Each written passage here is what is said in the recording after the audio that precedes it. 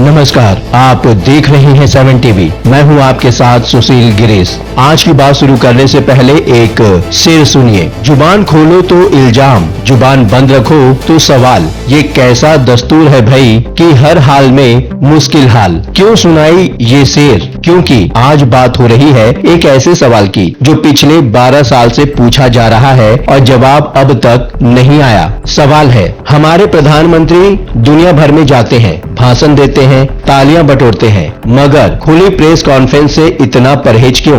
पहले नॉर्वे, फिर ऑस्ट्रेलिया और अब न्यूजीलैंड। विदेशी मीडिया एक ही सवाल दोहरा रही है और आज हम इसी की पूरी पड़ताल करेंगे। तो बने रहिए हमारे साथ, क्योंकि बात लंबी है, दिलचस्प है और थोड़ी चुभने वाली भी। दोस्तों सोचो जरा, 11 जुलाई 2026 ऑकलैंड, न्यूजीलैंड। प्रधानमंत्री मोदी वहां पहुंचते हैं, एनआरआई समुदाय से मिलते हैं, भाषण देते हैं और मीडिया रिपोर्ट्स के मुताबिक हमेशा की तरह बाहर ही खड़ी रह जाती है। फिर विदेश मंत्रालय के एक वरिष्ठ अधिकारी प्रेस इंटरेक्शन के लिए आते हैं। एक स्थानीय पत्रकार सीधा सवाल दाग देता है, प्रधानमंत्री ने अपनी यात्रा के दौरान प्रेस कॉन्फ्रेंस क्यों संबोधित नहीं की? एक नई चीज शुरू होती है। अधिकारी महोदय जवाब देने की बजाय क्या करते हैं? महिमा मंडन। सुनिए उनका जवाब। एक सिविल सेवक होने के नाते मेरे लिए प्रधानमंत्री की राजनीतिक पद्धति पर सवाल उठाना उचित नहीं। ये लोकतंत्र है, राजतंत्र नहीं। प्रधानमंत्री तो अपने मतदाताओं से सीधा संपर्क पसंद करते हैं। वाह जी वाह। यानी सीधी बात ये हुई कि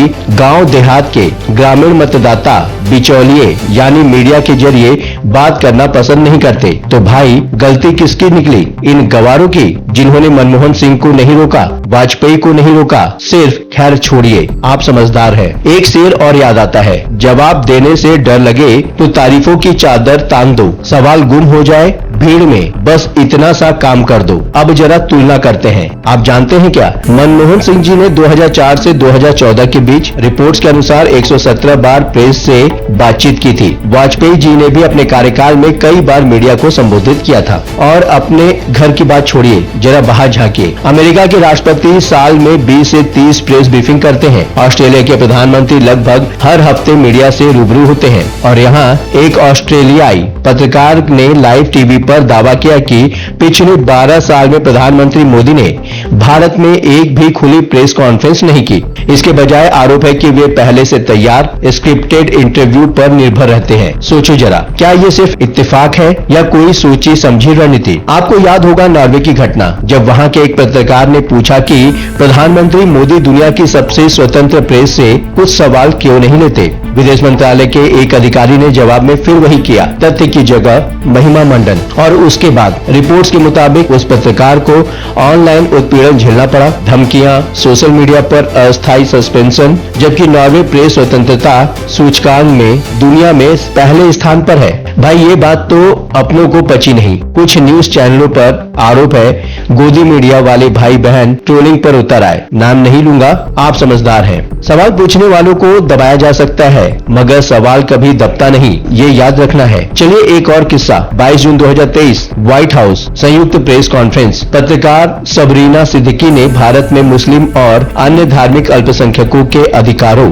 और अभिव्यक्ति की स्वतंत्रता पर सवाल पूछा। बस फिर क्या था, सोशल मीडिया पर बड़ी तादाद में लोगों ने रिपोर्ट्स के मुताबिक उन्हें ट्रोल करना शुरू कर दिया। उनकी धार्मिक पहचान, पाकिस्तान से कथित जुड़ाव, यहाँ तक कि उनके माता पिता पर भी सवाल उठा दिए गए। कुछ लोगों ने तो उनके सवाल को ही पाकिस्तान प्रेरित करार दे दिया। सोचिए जरा, एक सवाल पूछने की इतनी बड़ी कीमत। अब बात मेलबर्न की। मार्बल स्टेडियम में एनआरआई सम्मेलन होता है। भारतीय मीडिया ने इसे मोदी का जलवा बताया। नारे लग रहे हैं, भीड़ उमड़ रही है। वाह क्या नजारा है। लेकिन उसी कार्यक्रम को आरोप है ऑस्ट्रेलियाई मीडिया ने स्क्रिप्टेड कहा। वहां के कुछ न्यूज चैनलों ने आलोचना करते हुए कहा कि एनआरआई को चार्टर्ड फ्लाइट में भरकर कार्यक्रम में लाया गया और ये टैक्स पेयर के पैसों पर हुई राजनीति है, कूटनीति नहीं। और यही तमाशा आरोप है फिर दोहराया गया न्यूजीलैंड में ऑकलैंड में कार्यक्रम कराने वाला ग्रुप। न्यूजीलैंड भारतीय डायस्पोरा ग्रुप, जिसके बारे में ज्यादातर जानकारी उपलब्ध नहीं है क्योंकि ये ग्रुप बना ही 2026 में है।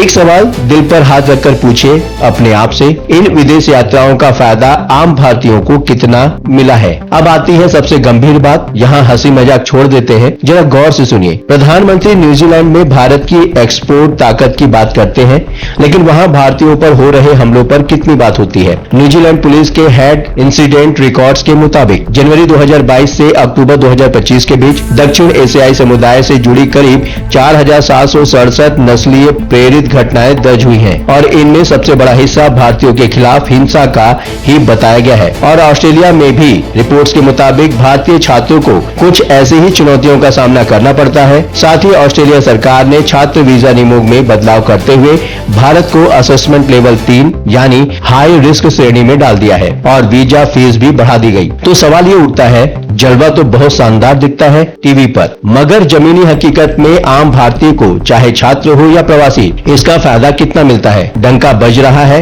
ये तो सुनाई देता है, मगर आम आदमी का दर्द किसको दिखाई देता है? आज की चर्चा का लबोलबाब बस इतना है, सवाल पूछना गुनाह नहीं, लोकतंत्र की पहचान है। ट्रोल करके सवाल पूछने वालों को दबाया जा सकता है, सवाल को नहीं। बता दें, सरकार और समर्थकों का पक्ष भी यही कह रहा है कि प्रधानमंत्री सीधे जनसंपर्क को प्राथमिकता देते हैं और ये उनकी राजनीतिक शैली है। हम आपको दोनों पहलू बताते चले। एक आखिरी शेर के साथ आज की बात को खत्म करते हैं। चुप्पी भी एक जवाब है यारों, मगर सवाल कभी मरता नहीं, जो सच पूछे बार बार वो पत्रकार कभी डरता नहीं। आपको ये वीडियो कैसा लगा कमेंट में जरूर बताइए। वीडियो पसंद आया हो तो वीडियो को लाइक कीजिए, अपने दोस्तों के साथ शेयर कीजिए और हमारा चैनल 7 टीवी को अभी तक सब्सक्राइब नहीं किया है तो बेल आइकन दबाकर सब्सक्राइब जरूर कर लीजिए। मिलते हैं अगली खबर के साथ, तब तक के लिए नमस्कार। लगातार खबरों के लिए बने रहिए 7 टीवी भारत के साथ।